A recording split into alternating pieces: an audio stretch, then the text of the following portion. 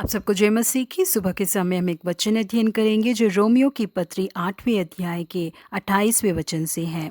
हम जानते हैं कि जो लोग परमेश्वर से प्रेम रखते हैं उनके लिए सब बातें मिलकर भलाई ही को उत्पन्न करती हैं, अर्थात उन्हीं के लिए जो उसकी इच्छा के अनुसार बुलाए हुए हैं। 1971 के दौरान अमेरिका के बहुत ही प्रसिद्ध पासवान एक वियतनाम सेवकाई करने के लिए गए हुए थे। उस समय बहुत ही एक उत्साहित नौजवान जिनका नाम हाइन फॉर्म्स था, उन्होंने अनुवाद में उनकी मदद की थी। पासवान अपनी सेवकाई को समाप्त करके अमेरिका वापस चले गए। उसके बाद 17 साल बाद हाइन फॉर्म्स की तरफ से एक कॉल पासवान को गया। हाइन फॉर्म्स बहुत ही भावुक हो गए और रोने लगे। उन्होंने पासवान को बताया कि उन्होंने कैसे मुश्किल भरे हालातों का सामना किया और परमेश्वर ने उन मुश्किल भरे हालातों को उनके लिए कैसे आशीषमय बनाया। वियतनाम में जब कम्युनिस्ट लोगों ने शासन को पकड़ा, उस समय हाइन फॉर्म्स को गिरफ्तार कर लिया गया था। उनका जुर्म केवल इतना ही था कि उन्होंने एक अमेरिकी लोगों की मदद की थी। जेल में उनके ऊपर पूरा जोर दिया गया कि वो मसीह के ऊपर अपने विश्वास को छोड़ दे। प्रतिदिन उन लोगों को वियतनामी और फ्रेंच भाषा में कम्युनिज्म सिद्धांतों को सिखाया जाता था, सुनाया जाता था। मार्क्स और एंगल्स जैसे लोगों के सिद्धांतों को सुना सुना कर उनका मत परिवर्तन किया जाता था। लगभग वो अपने विश्वास को पूरी तरह से खोकर कम्युनिस्ट बनने की राह पर आ चुके थे। क्या परमेश्वर नाम की कोई चीज ही नहीं है? क्या अमेरिकों ने मुझे बेवकूफ बना दिया? आज के बाद मैं वचन नहीं पढ़ूंगा, मैं प्रार्थना नहीं करूंगा करके उन्होंने अपने हृदय में कहा। उस दिन जिन लोगों ने उन्हें कैद किया था, जेल खाने में जितने भी टॉयलेट्स थे उसे साफ करने का काम उन्हें दिया।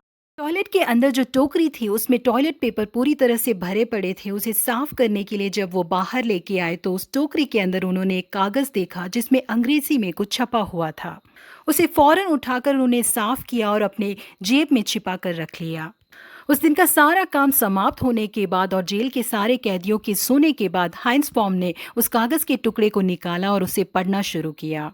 उसमें रोमियो की पत्री के 8वां अध्याय छपा हुआ था। वो बहुत ही घबराहट के साथ उस पूरे वचन को पढ़ने लगे। हम जानते हैं कि जो लोग परमेश्वर से प्रेम रखते हैं उनके लिए सब बातें मिलकर भलाई ही को उत्पन्न करती है, अर्थात उन्हीं के लिए जो उसकी इच्छा के अनुसार बुलाए हुए हैं। 28वें वचन को उन्होंने पढ़ा।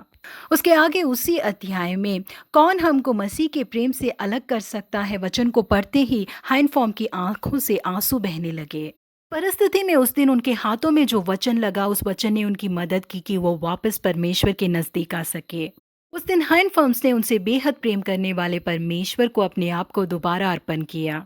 उसके बाद उन्होंने परमेश्वर से माफी मांगी और कमांडर से कहा कि आज के बाद सारे टॉयलेट्स को मैं साफ करूंगा करके उस काम की जिम्मेदारी ले ली। क्योंकि हाइंस फॉर्म जानते थे कि एक जेलर है जो पवित्र शास्त्र को फाड़कर उसे एक टॉयलेट पेपर की तरह इस्तेमाल कर रहे हैं। इसलिए हाइन फॉर्म्स रोज उसे इकट्ठा करते थे, साफ करते थे और रोज अपने वचन मनन के लिए उसका इस्तेमाल किया करते थे।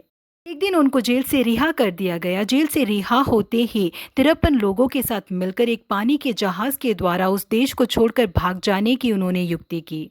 इसके बारे में जानने वाले 4 लोगों ने आकर उनसे पूछा कि क्या आप इस देश को छोड़कर भाग जाने वाले हैं? डर के मारे हाइन फॉर्म्स ने नहीं कह दिया, लेकिन ऐसा कहते हुए उन्हें बहुत ही शर्मिंदगी महसूस हो रही थी।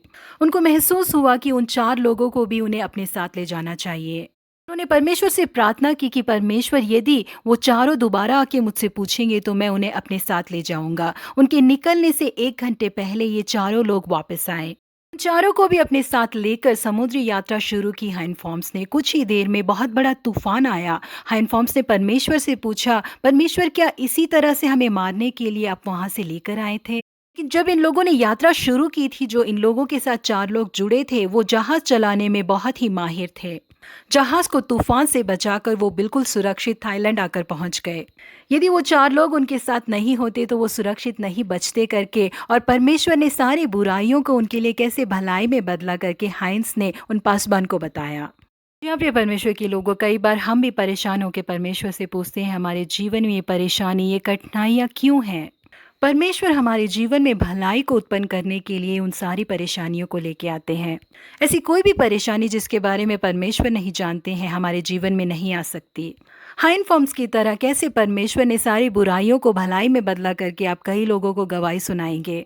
इसलिए खुशी के साथ रहिए। प्रभु आप सबों को आशीषित करे। Have a blessed week ahead.